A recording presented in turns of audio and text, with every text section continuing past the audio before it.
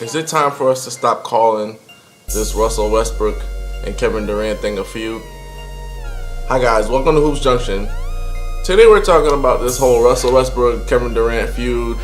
You know, last night they played, the Thunder were defeated 130 to 114.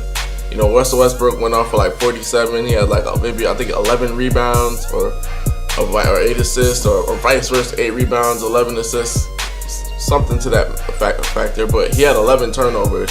So even though he played a great game, overall his turnovers really negated what he did. And then KD, you know, he just went off for 30 something. You know, and the Warriors handily beat the Oklahoma City Thunder. It's time for us to stop calling this, you know, Russell Westbrook and Kevin Durant thing a beef, a feud, because Kevin Durant is coming out on top every single time.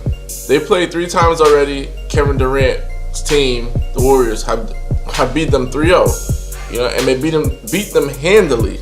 Like, they beat the brakes off them. There's no competition. It's silly to really call it a feud and a beef because besides Kevin Durant leaving, there hasn't been anything that's come out that's really caught anybody's attention to say, well, this is really, really treacherous. This is, you know, they've always really hated each other. Like, everybody knows that there's always been things going on between them, but it's not to the magnitude of Kobe and Shaq, where Shaq, you know, cheated on his spouse and Kobe snitched on him, and, you know, vice versa. When Shaq, I mean, not vice versa, but when Shaq came into camp overweight and they had a meeting about, you know, we're gonna be cordial with each other, and Kobe goes to the press and say, you know, Shaq's overweight, he's fat, yada yada yada. So their whole relationship never had as much drama as some of the past feuds we've ever seen. And this is just basically a divorce that I think it's a divorce that the fans can't get over, and it's a divorce that maybe Westbrook can't get over a little bit because he's still upset about how everything unfolded. And we're gonna get into that because you have to understand there's elements of things that were going on in terms of the franchise that led to Kevin Durant leaving, and there's elements of human nature that made him go where he went, because he had every right to leave. Nobody disputes that. Now, for him to go back to a team that he was up 3-1 in the NBA Western Conference Finals, everybody's like, well, that's so stupid, and, you know, yada yada. But that's an element of human nature that we're gonna also discuss as well. They would get to a certain point and then just drop the ball and lose. In their whole history, in terms of the whole Westbrook KD era, they've had teams that could have won the NBA Finals. Even last year, they could have won the NBA Finals.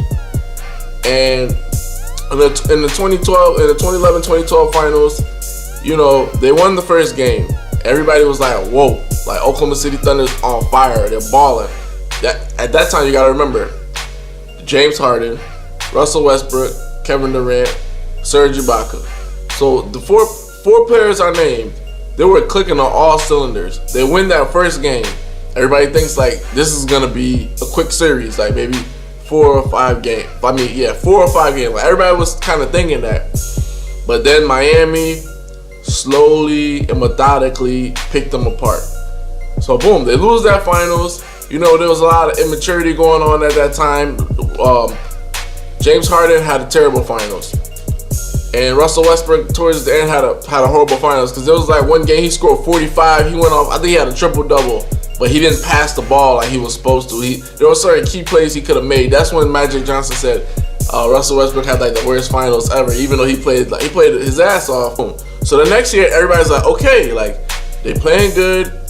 Next year, they definitely going back to the finals. Okay, 2012-2013, they lose to the Grizzlies 4-1 in the semis. I think at that point, Westbrook had an injury or something, but they lose to the Grizzlies 4-1 that following year from going to the finals. Okay, all right.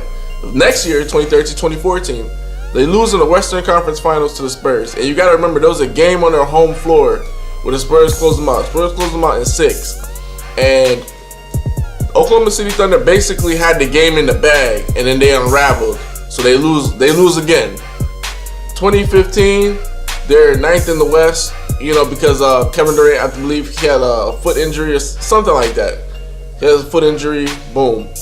Ninth in the West, don't make the playoffs, whatever the case may have you.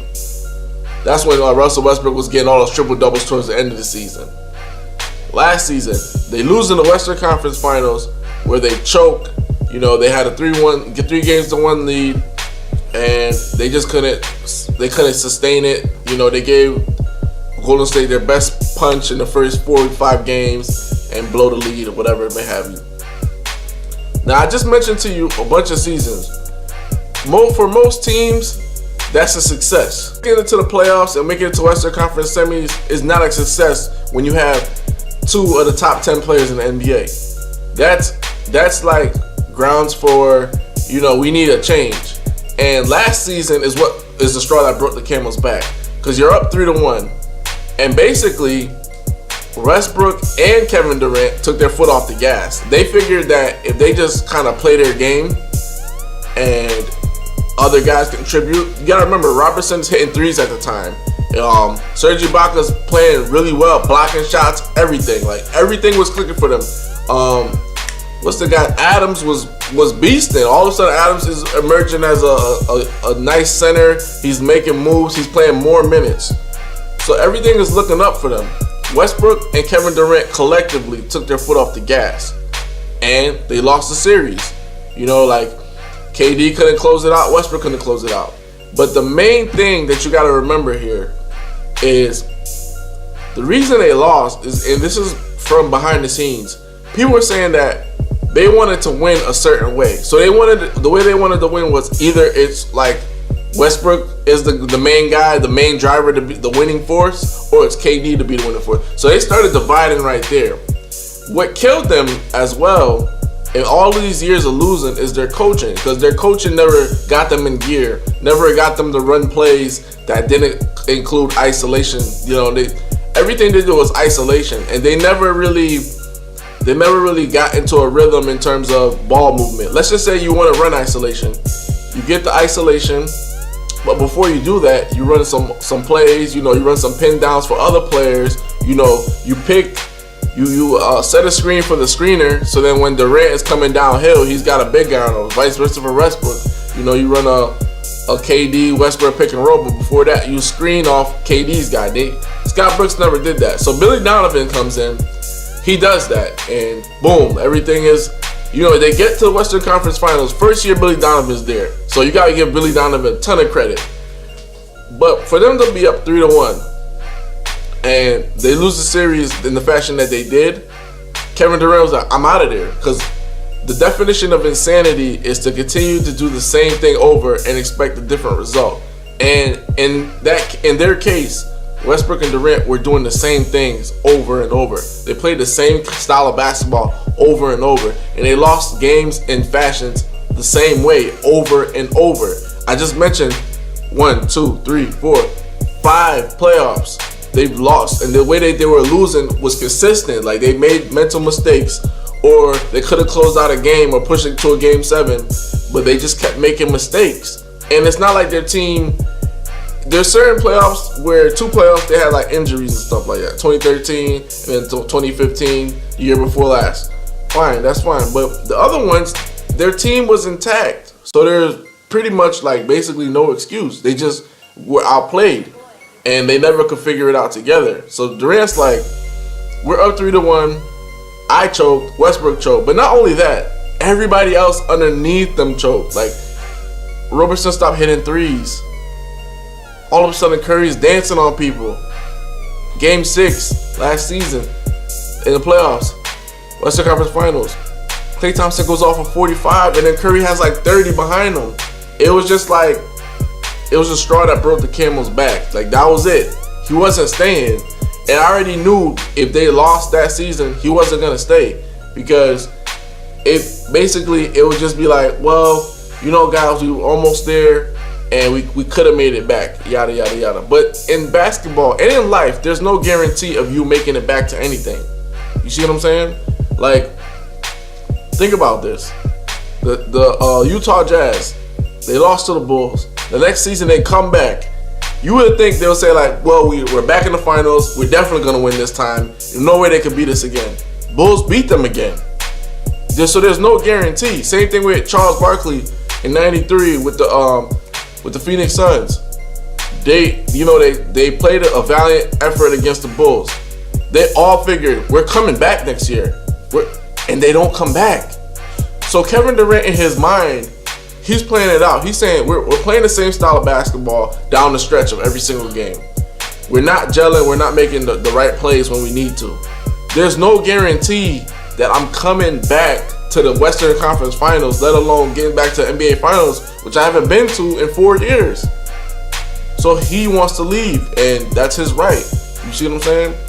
And ultimately, that's what happens when you can't get right, and there's no guarantee. Everybody's like, well, he could have easily stayed at OKC.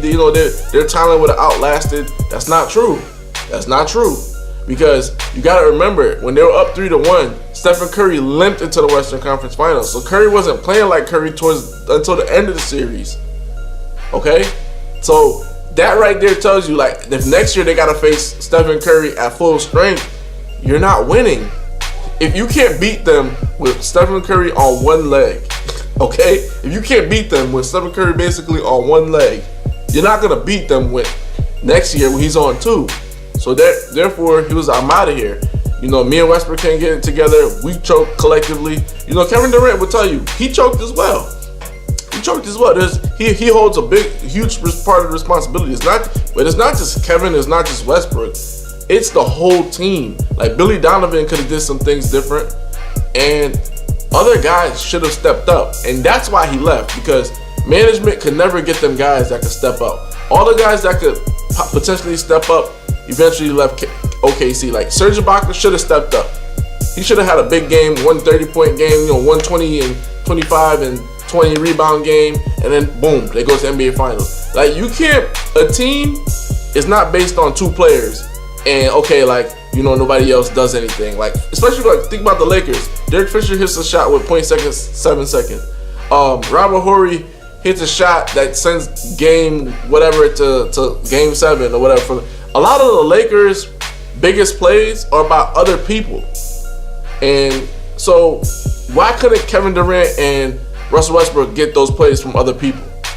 And that's the problem. That's why he left. So he has a chance to make a decision because he's a free agent. A lot of people are like upset. This is what really upset Westbrook. He never said anything to him about leaving, and then he leaves to go with the competition. I'm going to highlight Dwayne Wade and LeBron James. When LeBron James was leaving Miami, here's the thing. He never told Dwayne Wade he was leaving Miami. Dwayne Wade took another pay cut in Miami, and LeBron James left to go back to Cleveland. And then that's why there was a whole big fuss about, well, Dwayne Wade wants his money, and that's why Dwayne Wade went to Chicago, because he was saying that, wait a minute, I took another pay cut for you guys, and you're not going to pay me my money? You know what I'm saying? You're not going to make me whole this time around? I took a pay cut because we was trying to make it work for LeBron to come back another year. So not only did LeBron not tell Dwayne Wade, so KD doesn't tell Russell Westbrook that he's leaving, because that's not necessarily his business. Like, maybe LeBron told him down the line, like after everything was said and done, like, hey bro, I'm about to go, you know what I'm saying? But he didn't tell him at the moment when Dwayne Wade was signing contracts, because if Dwayne Wade knew that, do you think Dwayne Wade would have took another pay cut? I think not. So Kevin Durant is not the first guy to not tell somebody something. So let's like take that off the table right then and there. Like, that's off the table. Kevin Durant could have went to Houston. Jalen Rose broke that story several years ago. I think 2 or 3 years ago. He was like, don't be surprised if Kevin Durant goes to Houston. And at that time, it could have been crazy because you would have had Harden, Dwight Howard, and Kevin Durant. Kevin Durant and Kevin Durant and James Harden played they had more chemistry than Russell Westbrook and Kevin Durant. If you go back to the 2011-2012 playoffs, you'll see that Harden and KD used to have crazy chemistry because Harden was more of a point guard facilitator. Like, he came off that bench, he was clicking. Like, he was going off. Him and KD was going off. So, but what happened was the whole inner turmoil with Houston. Kevin Durant scratched that off his list. I'm not going there. There's too much volatility there. You know he couldn't stay in OKC because number one, they weren't bringing in playmakers. Number two, they kept losing over and over and over and over. And he was just sick and tired of that. So that wasn't going to work. So the only two choices that were left, or there were some other choices, but he could have went to Washington Wizards, but I don't think that he believed that their organization was a championship organization of championship caliber. It didn't have enough players to build around him. Plus, he'll be going into LeBron's side, to LeBron's Eastern Conference. He'll have to face LeBron head up every single time, which will make his road to the finals harder because LeBron James has a better record against KD than KD does LeBron. So that's out. He could have went to the Knicks, but the Knicks were rebuilding, and he wants to win because there's a lot of pressure for players today to win championships because everybody thinks you're a bum if you don't win championships, which is not the truth. Like, in my opinion, if you go to the finals and you lose, but you lose to the guy that was dominant at that era, like Reggie's not a bum. Reggie Miller's not a bum. Charles Barkley's not a bum. They just lost to better guys. Like, they just lost to guys like Jordan, who's the GOAT. Like, you can't get upset about that. You see what I'm saying? Like, there's no way for me to say Reggie's a bum because he never won the finals. He lost to Kobe and Shaq, and he lost to MJ along the way in the Eastern Conference playoffs. So there's no way for you to call a person like that a bum. Like, he played, he did what he did. You can't call somebody like that a bum. But today, these kids are like, no chips, you're a bum. Like, they think they think the championships are the end all be all. And at a certain point, they can be. Like, the thing is, you gotta understand. First, you're measured based on talent. Then you're measured on rings. Like, if your talent kind of equals out, then they're like, okay, how many rings do you have? How many MVPs do you have? So that's like a deciding factor. So he wants to go to a place where he can win rings. It's out of the Spurs and the Warriors. And right off the rip, I knew it was going to be the Warriors. But I'm going to give you pros and cons about each. Number one, age. Age played a big factor. Spurs, everybody was past their prime. Tim Duncan's retiring. Tony Parker's past his prime. Manu Ginobili's past his prime. As opposed to the Warriors, everybody's in their prime. Stephen Curry just won back-to-back MVPs. Draymond Green is in his prime. Iguodala's still somewhat in his prime. Klay Thompson in his prime. So right then and there, advantage Warriors. Another thing, freedom in the system. Greg Popovich doesn't allow for a lot of freedom in his basketball, but that's why they've always been consistent. But there's been like issue with spontaneity, and spontaneity is what Kevin Durant, young guys, they want to play where they can do certain things and make certain mistakes and not be judged for them. Golden State was a judgment-free zone, like Planet Fitness. All right, boom. Then the third thing is fit.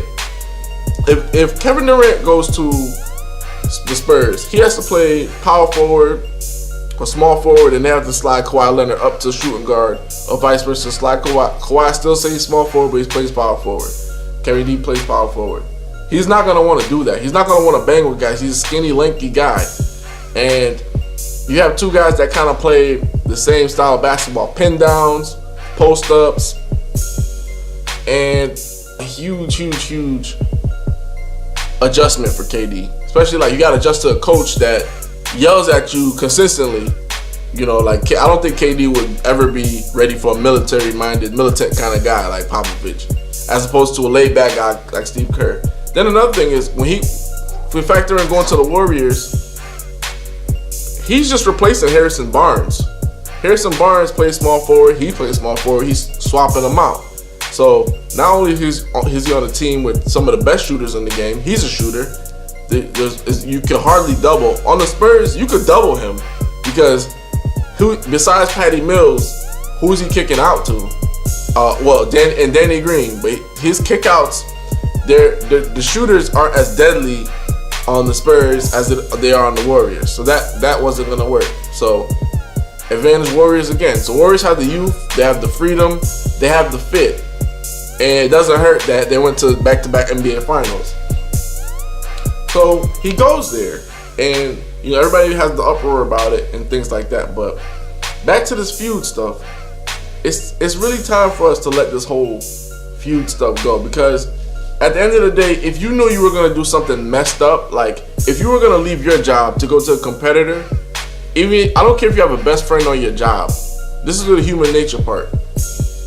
It doesn't matter if you have your best friend on the job. You are not gonna tell them, hey, let's just say it's Pepsi and Coke. You're not gonna tell the guy at Coca-Cola factory, hey man, I'm about to go work for Pepsi, man. Like they have better benefits, and you know, if you want to come, you come with me too. Like, you're not gonna say that, because everybody's gonna look at you like, are you stupid? Like, you see what I'm saying? Like, we're competing with these guys. Are you stupid? So he's not gonna tell them. It's personal business, and that's what happens. And you guys gotta admit, like, every time where let's just say you as an individual, every time you're gonna do something that people deem is not appropriate, do you consult anybody? No. Every time you go have a drink or you smoke a cigarette, do you say, hey, I'm about to smoke a cigarette? Like, no, you're not telling anybody your business. So in terms of, let's just say you're gonna go do business with the competition, especially somebody that is ahead of you or beating you out, you're never gonna tell anybody that.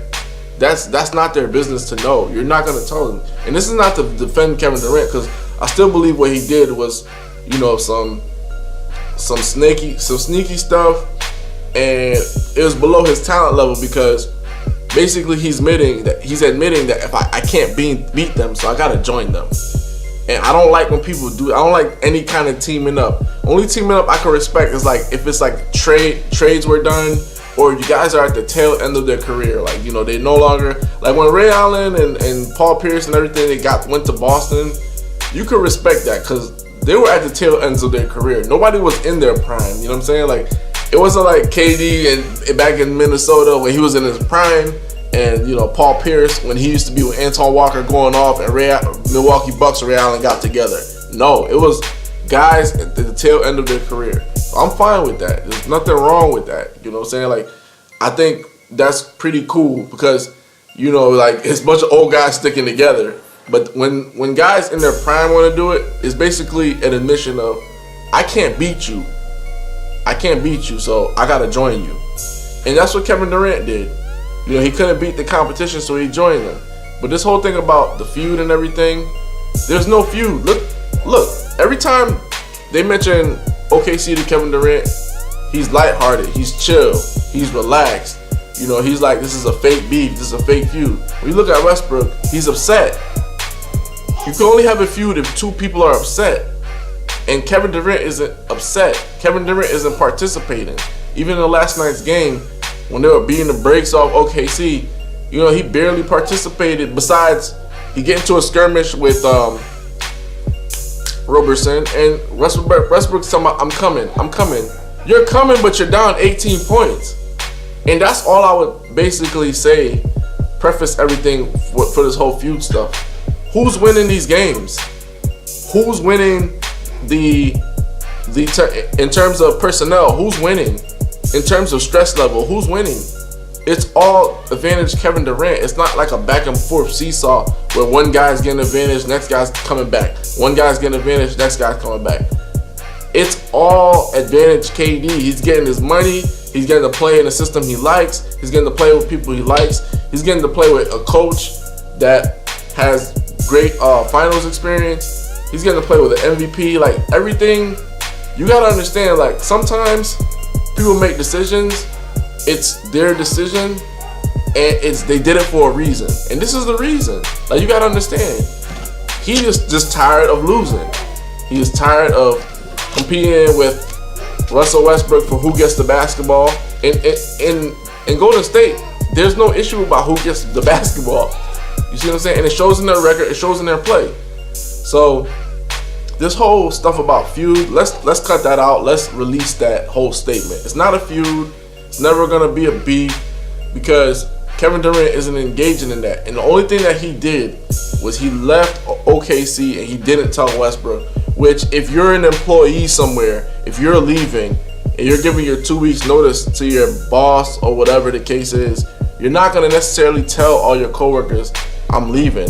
That's the boss's job to say, hey, he's leaving. Then everybody's like, oh, what happened? Oh, you know, You know, you're not gonna tell them I'm leaving you for the competitor. You're never gonna do that. I don't care who you are. And you guys can say, well, they're brothers, they're friends, they got a lot of history together. In the NBA, friendships are on the court and off the court. But when it comes to that business, friendships go out the door. And you can see that with Dwayne Wade, where he took many pay cuts from Miami, and they couldn't give him money that he requested right off rip. And it was basically off the principle. And guess what? That business trumped all their friendships. Because Dwayne Wade is a big staple in Miami, but guess where he's at? He's in Chicago.